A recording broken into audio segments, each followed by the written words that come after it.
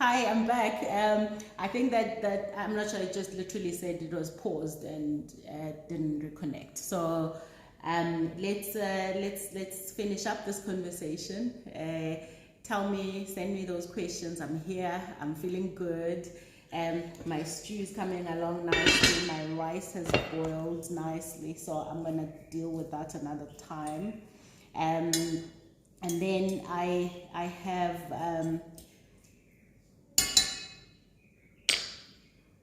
And then I'm gonna go pick some herbs from the garden, some vegetables, and put them in my stew. And I'll post in my stories the final product, and I will be enjoying myself with.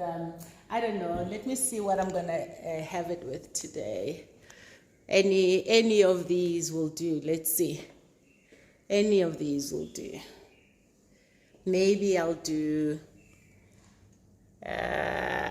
All you see is just my reflection, so I'll go and check in my wine cellar what I'm gonna have it with today. But it will probably end up being verve. So yeah, ask me some questions. For this Women's Day, what do you choose to challenge? So I'm always challenging something.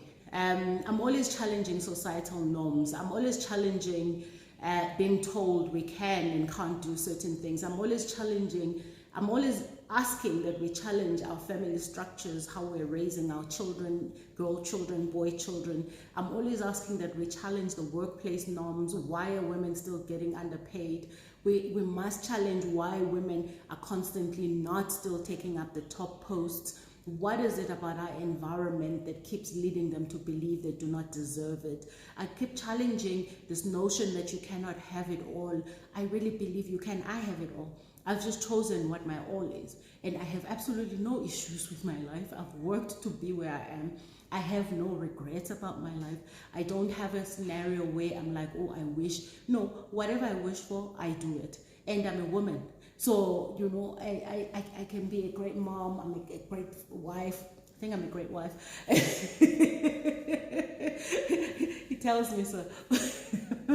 So yeah, you know, we have to constantly challenge every single norm that we've ever been brought up with, challenge every single experience, but also understand that we must take charge. Our agenda is our agenda. We must change it. Whatever it is that we want to change, we must change.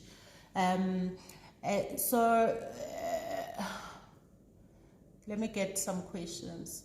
How protective am I over my children, given all that you went through as a child? I think every parent must be protective over their children. You know, I don't even think it's. I find that puzzling. You know, about being overprotective. And because someone has actually said this to me before, and said, I'm so overprotective of my children, someone from my family. And I was like, what's the opposite? Like, what's the alternative exactly? So if you're a parent and you're not overprotective of your children, yeah, I'm worried. What's your current challenge in your workspace, and how do you think you can tackle solving it? Your plan, strategy. Well, I mean, I think we're all challenged by the pandemic, and I really believe that we have to keep going. You know, our challenge is getting more business and continuing to work. You know, that's a challenge for everyone. So it's how do we keep our head down and keep pushing and keep doing the right things, knowing that the tide is going to turn. And my job, which is not a challenge, my job is to keep the team motivated enough to keep going, you know. And this business, like life, you know, comes in cycles. So one cycle you're down, the next you're up. It's just the nature of things. So there are a lot of things that people find challenging that I don't find challenging. So let me just also put it out there. As a result, I may sound nonchalant about it, but I am aware that we all tackle difficulties or difficult times differently. I see opportunity in difficult times, and the opportunity sometimes is to just keep your head down and revisit how you've been doing things and see how you can change going forward. I always see a disappointment as just par for the course. You know, it's part of the business. So I think you're fooling yourself if you go into business thinking you're going to be winning all the time. No, in fact, I always say it. Us entrepreneurs thrive on that one win. You know, out of 10, if you win 4, you are killing it. So, so it's just this mindset that, you know, everything comes, and it comes in good time, and it comes when you've been preparing for it. And yeah, so I just keep going. It's my pleasure. How do I protect myself from black text? This person is struggling. Let me think first. I don't think you can protect yourself from black text. You can't protect yourself from any text, okay? I just think it's listen, we've got obligations, we've got responsibilities, whatever those are for you.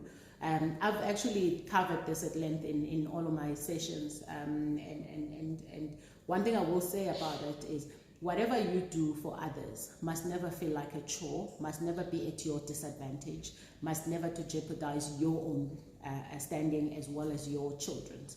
So if you want to do things for people, continue to, but understand that if you have limited resources, and you have to then decide and prioritize where you want to put your resources. And I think we all have that. When you've got people you look after, you sometimes get taken advantage of sometimes. And I've said it, money you don't work for is very nice. So ours is to enable people to be able to work for themselves, or enable their own livelihoods. Are you hungry? Okay. Lunch is almost ready. But it's 11. A snack. I'll do a starter quick. So yeah, it's about understanding that, you know, there are boundaries that you must build around what it is that matters for you. And if you don't build those boundaries, then it's going to be a serious problem, you know. You're going to find yourself done in all the time. So I build boundaries. I've built boundaries, and I learned the hard way.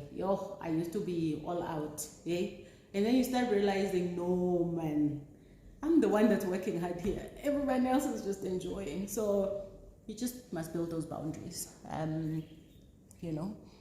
And one thing I know for sure, my mother will never go to bed hungry. Everybody else can go hustle for themselves. Thinking of getting a second bond, what would you say about investing in property? Well, first and foremost, with I say this, I cannot give you financial advice because I'm not a certified financial professional or planner or broker, but the one thing I'll say is that before you take a second bond, think very carefully about why you want to do it. What are you going to do with that money? Because you are essentially, everyone, and I would like to think everyone is working to get to a point where they no longer have debt.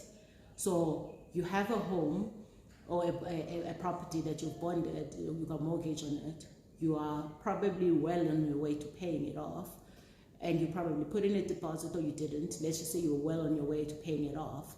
And with this low interest rate environment, you know, you have to be thinking about, if you are accessing money, what is that money going to give you in return? So I can't advise you what to do with your money. And I can tell you that I invest in property a lot because I have children, and I don't ever want my children to have the start that I had in life. I don't want my children to, just from the onset, be worried about looking after me and their dad, or looking after, or buying a house, or paying off a student loan, or, you know, all the things that most of us had to suffer. Now I teach my children values about money. I teach my children values about hard work. My children are some of the most humble and grateful children. And I'll say that because they're mine. Yeah, I said it. But you know, there's a sense of, you know, teaching them value of things, but I don't want them to have to leave school early so that they can work and start making money and buy their first property and etc. I just want to be able to give them a little start in life. But outside of that, I also want to be able to have some income when I'm when I'm no longer active.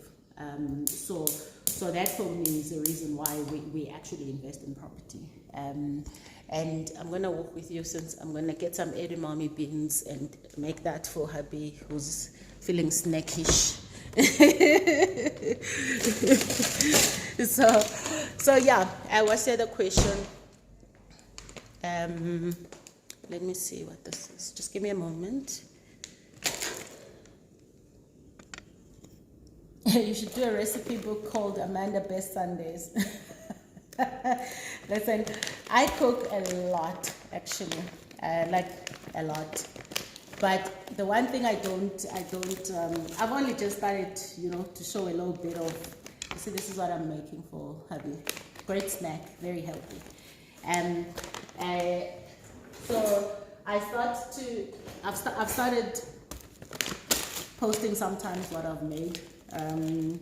Because also sometimes people ask me a lot about, what do you cook, what's easy to do, what's this, but I leave those recipe things to people who actually do this for a living, like Lezi Makoti, Chef Nti, Siba, Zane, Zola, there's Chef Zanele, all of them. So I enjoy it, but I'll stick to my lane for now. But you never know. All right, so I'm just literally gonna boil some edamames for the family. And yeah. Okay, ask me a question before I go outside to get my vegetables and herbs. Sorry, there's a lot of questions here. This question says, please talk us through financial planning and how it's important in our lives. I think I've just said that already. But also, let me just say, speak to a financial advisor. Watch Vastly Sage on YouTube. We did a money episode. And the other episode was about, wealth planning. I had my wealth manager there. And don't freak out because it's a wealth manager. Doesn't mean I have Rupert's money. It simply means I have someone that helps me build my wealth. And that's what Mirko is to me. And he works through ABSA. I'm an ABSA Wealth client, so, the service is there.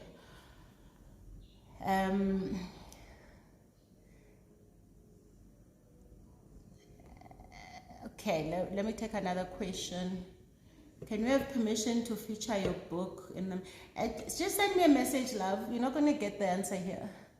Just send me a message, Oak D. What am I cooking? Okay, so you missed the first one. Cooking chicken stew. Only cooking chicken.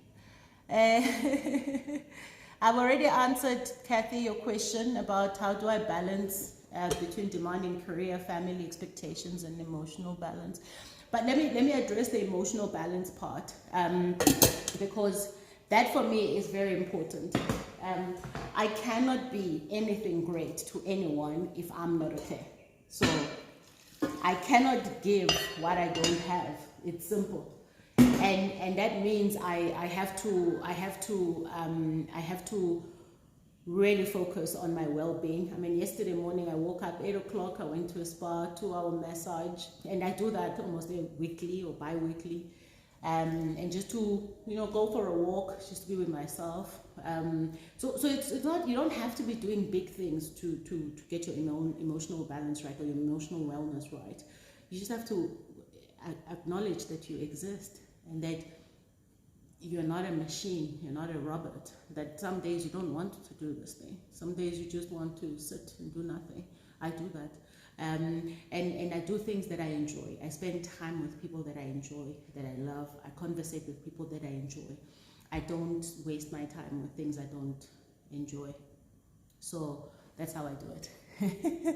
So let's see. Let me go into the question box quickly. Oh, okay. That was the recipe book question. And then let me take this one. Outside your professional life and city life, how is Makoti life? My Makoti life is not. Sorry, I just burned myself. It's not. I don't go as Lalini, if that's what you mean. My husband grew up in Pietermaritzburg, Mbali.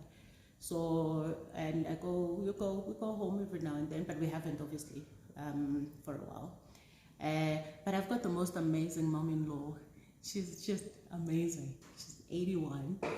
she is, her spirit is exactly how I see myself when I'm that age. She is so funny, and she is so supportive, and but she always wants to make sure, you know, her son is, you know, happy. But she's amazing. She really is. I mean, my mom-in-law is the one who will call and ask me if I'm wearing hot pants when we're on holiday. She's also just embarrassing, because after my husband recovered from COVID, she called to ask, so, have you been to the bedroom?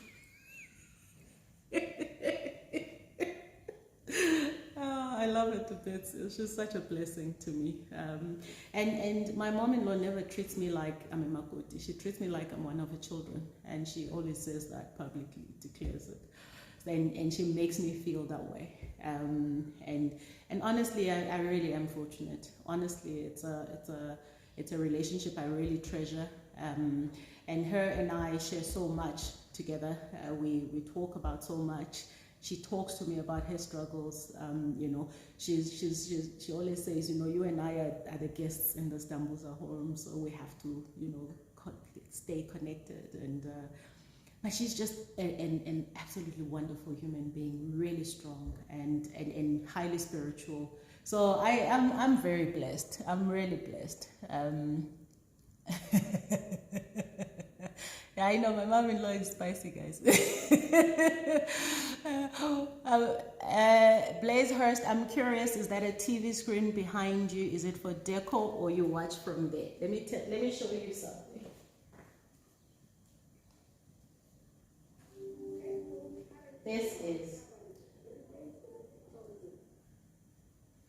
That's a highly functional TV.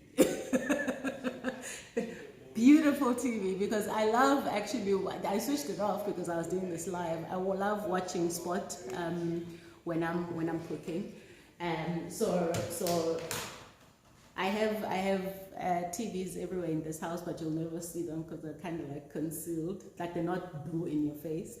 And the reason we have so many TVs, we really believe in the concept of having your own space. So if you want to go and watch something, no one fights for the remote in this house. You fight for the remote? No. There's plenty TVs. You go watch whatever you want to watch, where you want to watch it. So yeah, this is a TV. And also my nanny, our housekeeper Patricia, she also plays it when she's cleaning in the space, so she can watch and catch up on her things. About the Queen, you know, yeah. She was like, I think Patricia. All right, let's see. What drives me? What drives me is I'm driven by making a difference in people's lives. If you've come in contact with me in some shape or form, I want you to walk away feeling differently, you know? I want to have a lasting impression on people. So that drives me. I'm driven by making a difference in people's lives. I'm driven by helping people transform lives. Because I can't transform your life. I can help you. I can enable you. I can guide you. But I can't do it for you. So I'm driven by that. I'm driven by living a really warm and lasting legacy for my children. Everything I do ultimately, you know, will come down to how do they see me, you know. But I was thinking the other day, you know, having parents that are larger than life can also be a lot of pressure on children, because they grow up thinking they have to live up to that. So I just want my children to live up to whoever God created them to be. I'm happy that they see me as an inspiration for their life, but not to try and become me. They must become themselves. And I never want them to feel like, you know, they have this standard to live up to. Because maybe my standard is low. Maybe they are gonna have, you know, even higher a standard. Now let me show you something. Well, walk with me. I'm gonna show you. I think I'll pick, what's today? Sunday today. Ne? So just walk with me here. I'll show you something. I need to. Hey, boys, guys, my son is always leaving things on the floor. What is it with boys? Anyway. Let me show you one of my favorite spaces. So I need to choose some. You see, those are empty, sign of COVID times. But then we have a lot of stuff here that still has to be unpacked. Lots of boxes unpacked. Okay, my people. So I'm thinking today. Hey, look at this, look at this.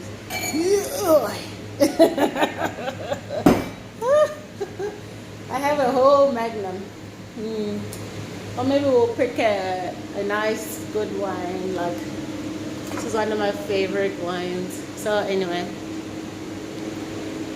let me finish cooking. I'm that person, by the way. I don't follow rules like you must drink red wine with steak. And drink. I just drink what I want to drink, and I drink champagne. Then sometimes I drink red wine, and I have one glass. It's good for digestion, by the way. But often I'm thinking, wine is a robber, you know? I'm like, I may drink what I want to drink. And if champagne is what I drink, that's what I drink. And I am perfectly fine. I never get sick. I don't go overboard. Sometimes I do. Sometimes I do, and I'm like, yo, Amanda. But I never get sick because I drink the right stuff, and I don't mix it up with anything, which I think is the key to just looking happy and healthy and not have a babblers. All right. Okay, so let me see what I can take now. How do I deal with being underestimated as a young black female professional? You underestimate me at your own peril, Shem. Underestimate me at your own peril. I've never actually looked at, and I still don't look at, you know, I'm black, then I'm taken for, I'm underestimated. No, I think the first underestimation is what we do to ourselves, because we, you know, I spoke earlier about this imposter syndrome, where, you know, we think we don't deserve to be there. We do. So it must start with us. We must start with that appreciation. So I don't really, I appreciate that we are in South Africa and we have got serious challenges around race and how we view each other. But I don't let that hold me back. I just keep pushing. You know, some days it's irritating. Other days I'm like, I deserve to be here, you know. Ndi indigenous.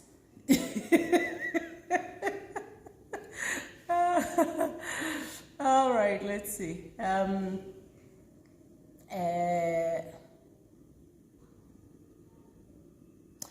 Hi, Efundisa says, hi Amanda, how do you best describe yourself? You've got the whole day. How do I best describe myself? I'm just an all-round cool human being. Honestly, I think I am a person that has really fought through hardships, and I'm always so reflective on where I've come from. And you know, people would have understood if I had become this bitter, unhappy, always wanting to hurt other people human being. But I'm not. I'm the complete opposite because of where I've come from. So it shows how these things affect us differently as people. But I'm just really a cool human being who wants people to be happy. I just want to be happy. I want to stay joyful. I appreciate challenges exist. I'm a great friend. I'm there. I'm just that. I'm a human, you know, and one that's striving to be best every day. Above everything else, I'm a fantastic mom.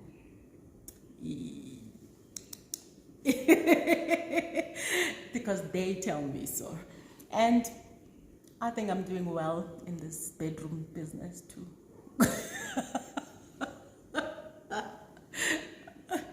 I mean, being a wife. I'm supportive to my husband. But for us, it's not just, you know, I must do. No, he does just as much. So I've made really great decisions in my life, and I'm really fortunate. I really am. I'm blessed in more ways than one. Somebody asked me about my partnership with Dr. Esther Mahlangu because they saw a painting. Yeah, I loved Gogo. I did the partnership with Carol Bauer Bags, Merrill's Arch Gallery, as well as Gogo. We made only 50 bags, but like high end. That's not a bag; it's a proper investment. And you know,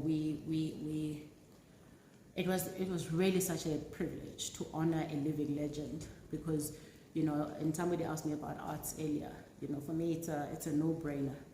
To honor a living legend, because this is what we do. You know, we wait until people are gone, then we want to celebrate them. So for us, it was such a pleasure to get involved in a project that sought to celebrated Ukoko. So I'm really, really blessed. I'm so privileged to have been involved in that project. I love her work, and you know, one of the reasons I also invest in art is because, you know, art like that escalates with time. So we really need to start thinking about how we can change our lives and people and our children's lives by investing in things that matter, you know.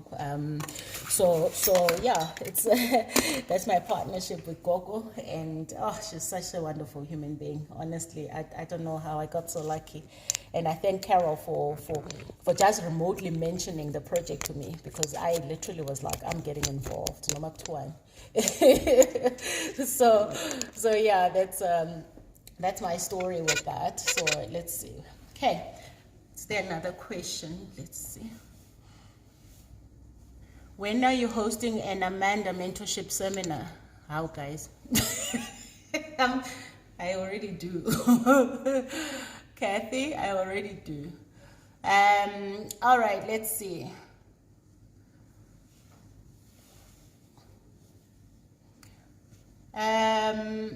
Somebody says, Bengu, Spongile, I think you can eat through TV as well, like a talk show. Please, I've got a talk show on YouTube.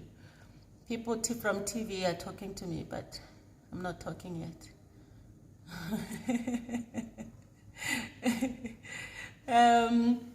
All right, let's see.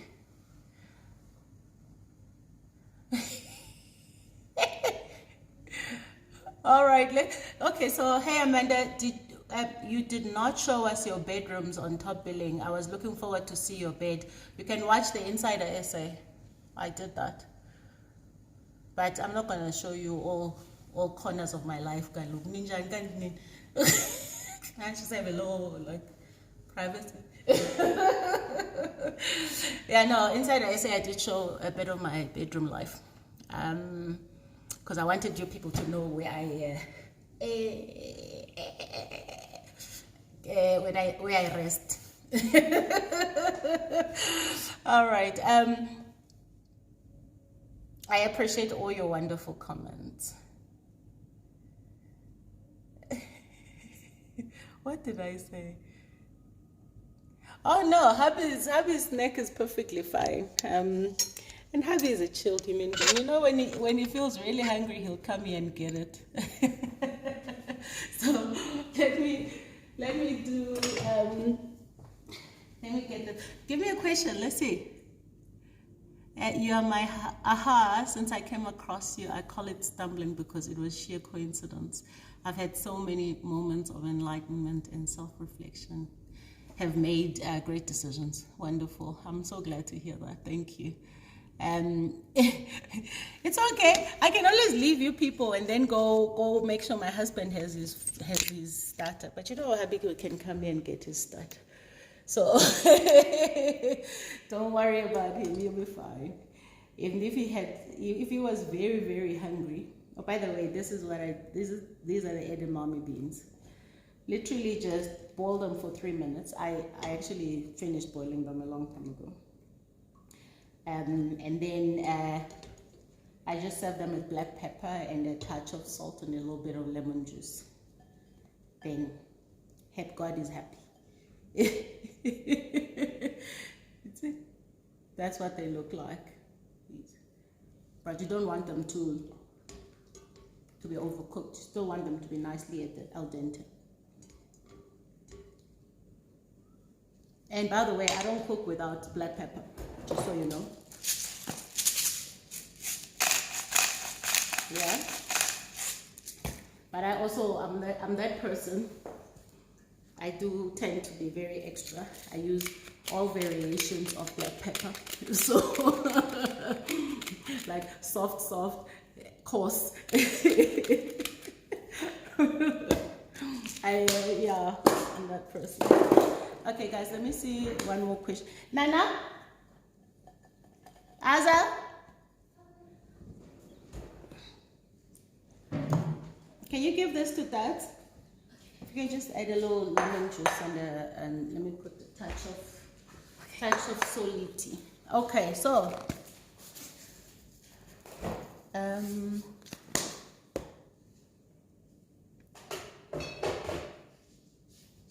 oh, thank you guys. Oh, thank you so much. I already asked this question. Sister Amanda, do you ever get angry or you're always laughing? I do get upset like everybody, but I don't like stay there. It's not something I do often, and I'm just a happy person. I like happiness around me, and yeah, when I have to be upset, I get upset. I'm sure my children will tell you that, no, Mama gets upset, but Mama is okay, right, Asa? Mm-hmm. Yeah, but you know, rarely do I ever get upset. There are things that I really just feel like, you know, we can just carry on with life. And there are things that, of course, I take seriously. And I don't getting angry for me it's a rare occasion, because I just, that level of emotion is not something I am. I don't have outbursts. I don't, because I just always feel like, you know, the person I'm talking to, if I'm having an outburst, how do they feel, you know? But you never know. I mean, I've had my moments where I get angry, but I don't shout, I don't scream, I don't throw things, I don't say harsh words. But I also move on very quickly, you know. So I move on very quickly, which is very confusing for people. It's like, how you're supposed to stay angry for slightly longer. I'm like, no, that was that moment. I expressed myself, and then now we're cool. We keep going. We must be adults, guys. All right. So you want to see my vegetable garden? So let me do this. Question from Fundisa: how does one go about being in the same space with you to learn about balancing career and marriage? Okay, I'm not a marriage counselor, so I won't be able to help you with that. I do a lot of mentorship online, so go to Vastly Sage and watch that. I've done a lot of these IGTV sessions, so go back to IGTV and watch that. But if you need marriage advice, I suggest you speak to a professional. Yeah. I don't want your people now coming after me.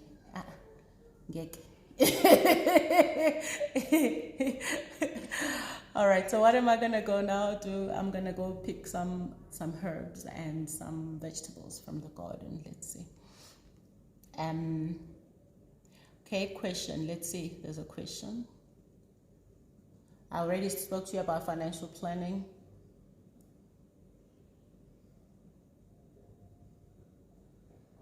Okay, Zanele, this question I think I've already answered. How did you get to a level of fully embracing you with your ups and downs in your life?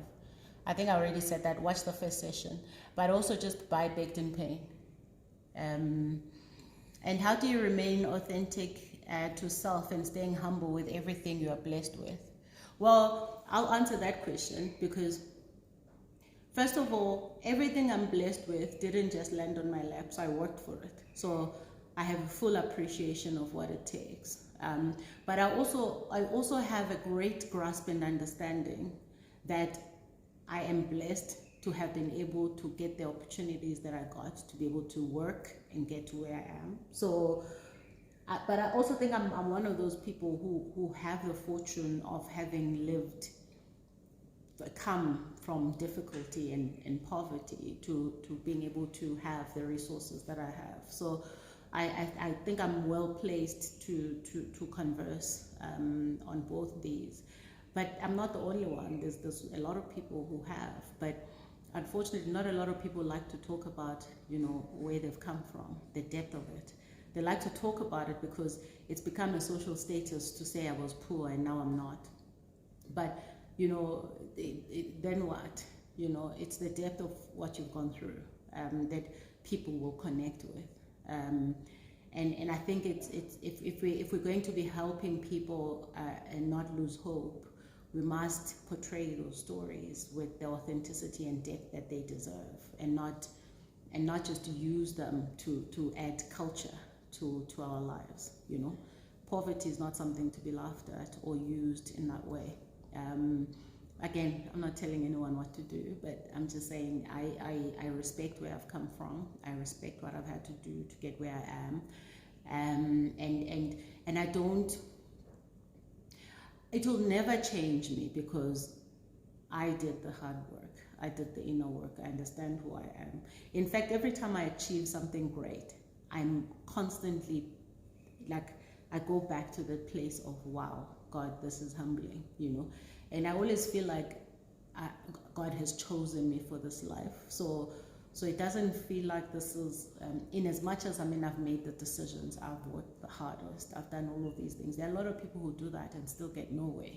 So I really do feel like I've been chosen for this life and for a specific reason. And none of it feels unfamiliar. None of it feels like it doesn't belong to me. None of it feels like, oh my gosh, no. It's like, yo. No, and it's just like, oh. No, when you get home, when you've been working for a long day, like especially those people, shame, who work long days in an office, and you get home and you take off your Spanx and you take off your bra, yeah, it feels like that.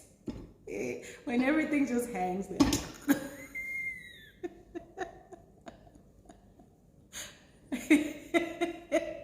When everything just literally like, oh, it's just like, oh, it's such a big relief. That's it. Nobody wants to be poor, guys. No. There's no dignity in poverty. And that's the sadness of our country, is the majority of the people barely get by. So I do my best where I can to create jobs so that people can, enable their lives. Of course, I can't save the world, but where I can, I do.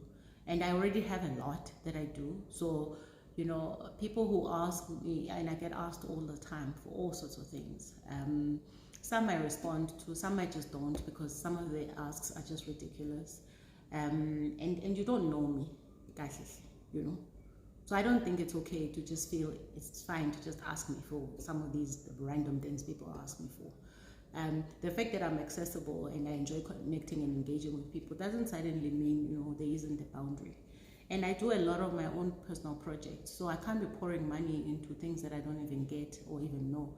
But people will also be quick to say, they do nothing for us, But I don't care about that. I only care about, the things that the people I'm able to help, and they help themselves. So I can't help everyone. I wish I could, but I can't. That's the reality of it. But where I am helping, I know I'm making a difference.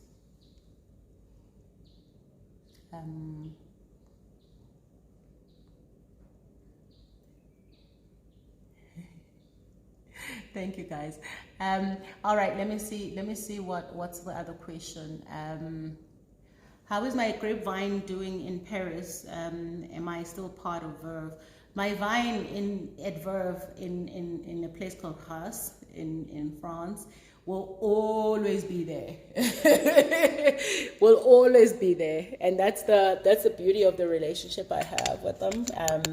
And it is doing all right. It's doing well, and yeah. So I will always be a friend of the brand, and they are a friend of mine. So yeah, all is well, and I'm yeah, it's always good.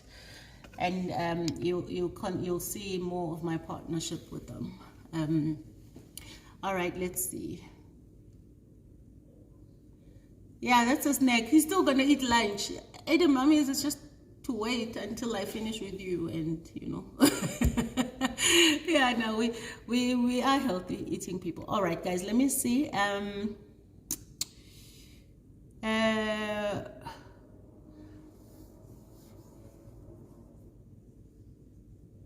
Somebody says, love your house, Joy. Did you build it from start? And who is your interior designer?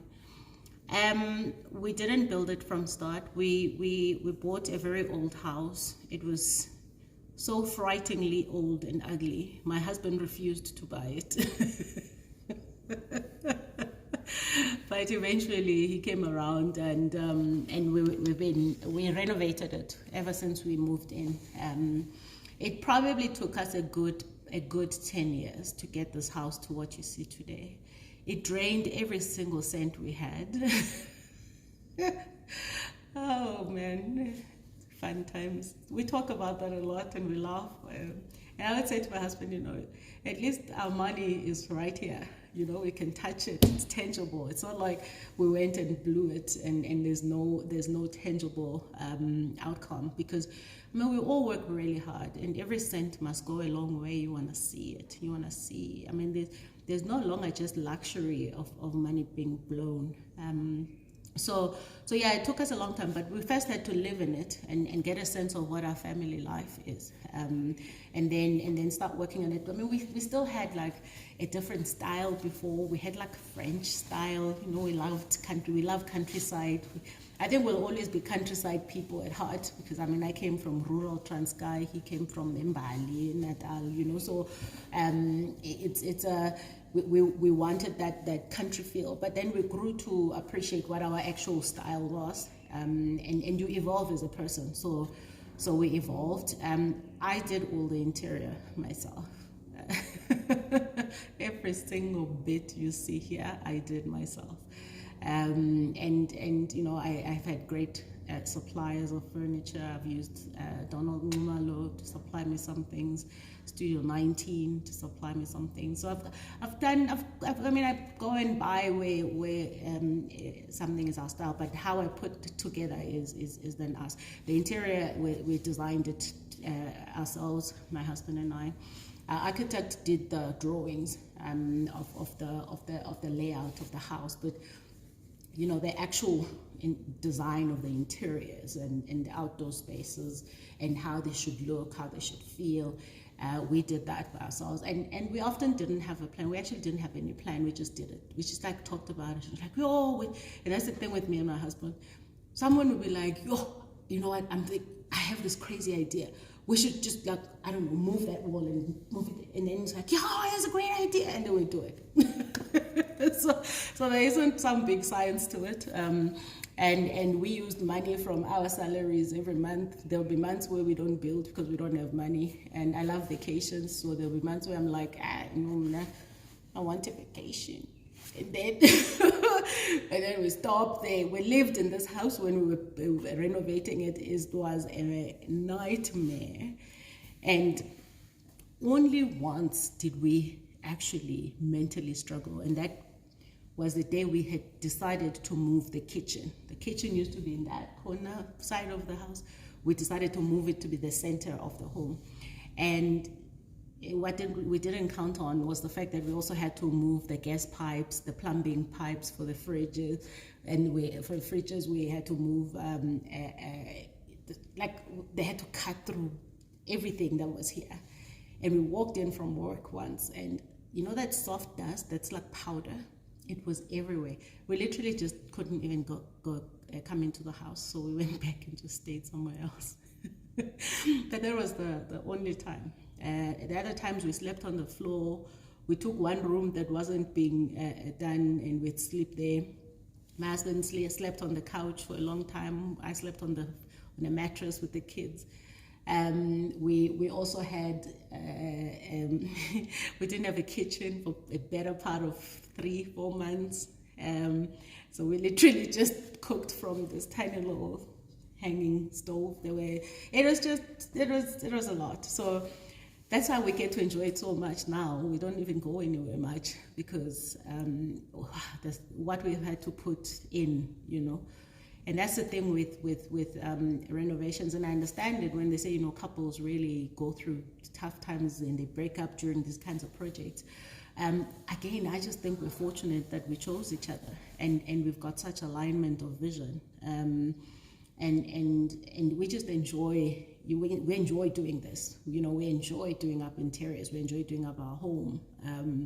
And we rarely ever had disagreements. And when we did have a disagreement about something, I guess it's how we handled it. And I think there's a lot of mutual respect in my relationship. And so I know this conversation was about a house, but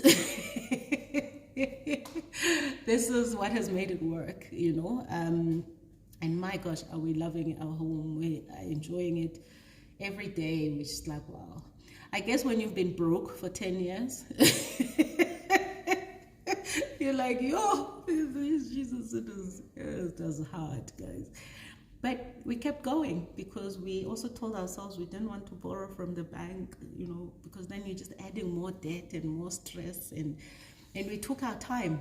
And the beauty of it is we were not under pressure, you know, so we could just do it when we had money. And we had a fantastic builder who was so reliable. Literally, him and his team would be here 7 o'clock in the morning and they'd leave at like 6 o'clock in the night. So we everything worked well, but we just had to take our time. And thankfully also, you know, he wasn't a builder that wanted all the money up front. So we could literally like just pace ourselves through the project and do like milestone payments. And we were blessed. So yeah, I know all about renovating and building. I wish we could win the lotto right now because we have another project, our retirement home or holiday home that we have to get on with, and the money is short. But you'll never have enough money, to be honest. Maybe it's because I don't have the much that people have, like Rupert. Maybe he has gotten to a point where he says, I've got enough money. No, I don't. I still need a whole lot more to change the world. Okay. All right. So let me see.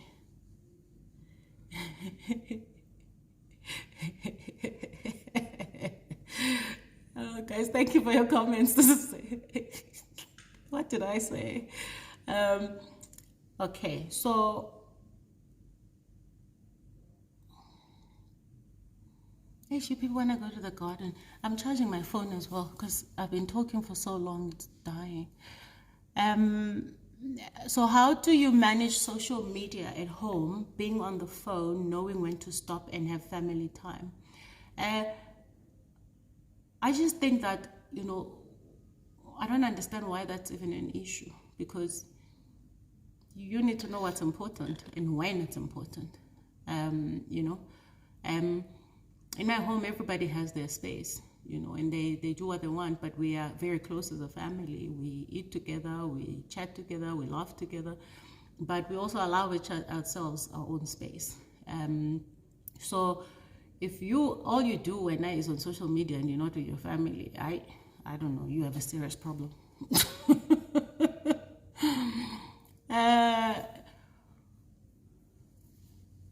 Do you have specific tools you use to help your children walk towards doing the things they love and their purpose. There's no better tool than talking to your children and enabling them. Why the natural hair and not weaves? Why not the natural hair? Queen says, what would you do different with regards to renovations, the process, and etc.? Nothing. Nothing. Nothing. Really nothing. Because, again, I'm that person that just believes, I walk the journey as I'm meant to walk it. And with its hardship, you take that. But I think it's the reward after that's just so amazing. And you're just like, wow, now we've got stories to tell about how we got to this home. So I can tell you that one of the most difficult things was finding a reliable builder, because everyone thinks they can build. I'll tell you what I've learned is something we won't do going forward, is having your architecture firm be your builders too. Don't do that. Don't do that.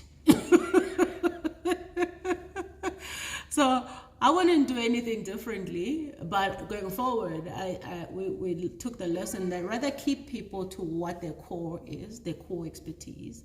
Yeah, and some architectural firms obviously have mastered it, but I think it didn't work well for us.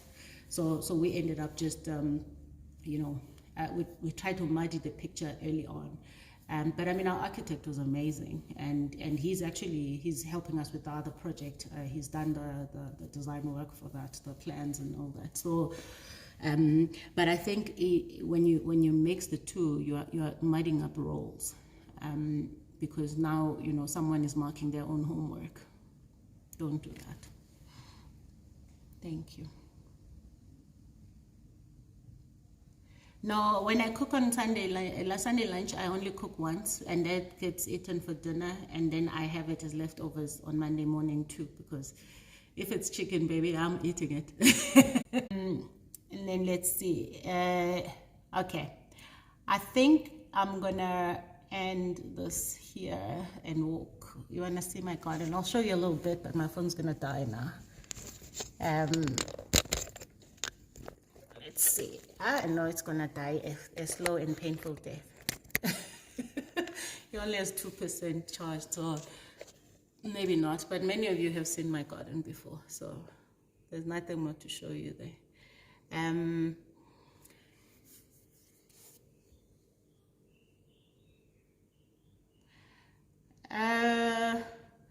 Okay, I'll take this one last one, and then I'll close the session. As Anila says, I have 7-year-old twin girls. So how do you help the girls know that they're different and shouldn't allow people to compare them? Well, I firstly have to help them by making sure that I say that shouldn't happen. And I can tell you that people cannot help themselves. They see twins, they think it's an automatic platform to compare. And over time, it used to irritate me a lot, and especially with family. And unfortunately, what that tends to do is start to treat them, to give them the sense that one is better than the other. Because unfortunately, when people are comparing, it doesn't always come across to people, to children particularly, as something that's just conversation. It's, oh, this one is like this. Oh, and then when you're like this. And listen, I think all of us are guilty of it. But it's about being conscious, and that you don't do that. And you treat them as separate individuals. Because they are separate individuals. They were just born on the same day, at the same time. Or even same time, my twins are a minute apart. They're a splitting image of each other, but they're two different people. So everything is about consciousness, but also building awareness that, it's actually not okay to do that. It's not okay to keep comparing them. It's not okay because they are different human beings. But the thing with twins, literally, it's like people get blinded. I mean, we've been in places around the world where people give us money just because we've got twins. And when you're like, no, I don't want your money, it's like you're offending them. So there's something very mystical about twins, and I mean, we all know back in the days when we grew up, there was a lot of taboo around twins. So I think a lot of people still carry that, that mystery and curiosity when it comes to twins, but they're just human beings like you and I. In fact, the girls told me the other day, they're like, Mama, actually, we don't like it when someone says twins, or when you say twins, which, by the way, I don't do a lot of. But the one time I said it, they're like, Mama, we actually don't like that. I was like, why? What happened? They're like, no, because you don't go around saying to people who are singletons, you don't say you singleton, so why are you saying twins to us? We are two separate people. Yeah, we're born on the same day, but no one goes around saying these are, oh, hi singleton, or hey singleton, so call us by our names, or you can just say girls, because that's what I call them, like girls, collectively. And like, it takes a long time to say Andis, why Andis, because then I end up calling the brother too, but so yeah, I mean, I think it's everything with parenting is about consciousness and appreciating where you are also not exactly getting it right, because I doubt we have a manual. So you just do your best, and I think above everything else, we must acknowledge them. They must understand that they exist. They are individuals, and I'm really proud of them for even speaking out against me. Because that's what we teach them in this house, is speak up. If you feel like you're being disrespected, speak up. If you feel like, if someone is taking time whilst you're speaking, that's the one thing in this house, no one speaks over another. If you do, it's, excuse me, I'm still speaking. And that for me is very, very important to teach the children, because that's one of the ways you get undermined in the workplace. That's one of the ways people, make you question why you exist, So I think if they can just be able to stand up for themselves, and the same as my boy. I mean, the lessons in this house aren't only reserved for a few. It's all of them. They learn the same lesson, and he needs to understand he must respect girls. He must respect his sisters. They must respect him. There's mutual respect. And we appreciate that we're different, but we're not. Your difference doesn't make you superior. Same as race and skin tone. Because you look a certain kind doesn't suddenly make you better. You're just different. And we encourage diversity in so many ways. We take them all around the world where they get to see diversity. And in fact, we take them to places like Finland. What kind of black people go to Finland? For vacation. We go and we do things that we don't ordinarily do, because we're trying to open up their minds. We're trying to show them that you will be in places where you're in the minority, but you should never feel like you don't belong, because you've come from a place that says you don't belong, even when you're in the majority. So it's making sure that they're comfortable in their own skin and they can hold their own, because when we are gone, and I think this is the one thing about us as parents that we need to really lean into. Remember, trying to do everything for your children whilst you're still here, you are doing them a disservice, because you are long after you're gone, they'll still be seeking you to do things for them. And we should really be raising our children in a manner such that they'll be independent. And we must experience the independence ourselves, because then that's the validation we need, so that even when it's time for us to go, to depart, we don't hang on to this thing that, I still have to teach my children something. So if we can teach them independence from the start, and independence starts with their sense of self, who they believe they are, what right they believe they have, and just right to live and exist is a basic human right. So yeah, I thank you so much for joining me. Let me get on and finish my lunch now, since I'm also getting quite hungry. I didn't have breakfast, since I don't usually have breakfast. I just drink lemon water and then stretch and kind of like chill, maybe have a fruit. So that's why I like to eat around 12, and then I can have champagne. Yeah, it's good times though. It's good times. So I wish you well. I really do. I just want only the best for you. Whatever your best is, whatever you're wishing for yourself, that's what I wish for you.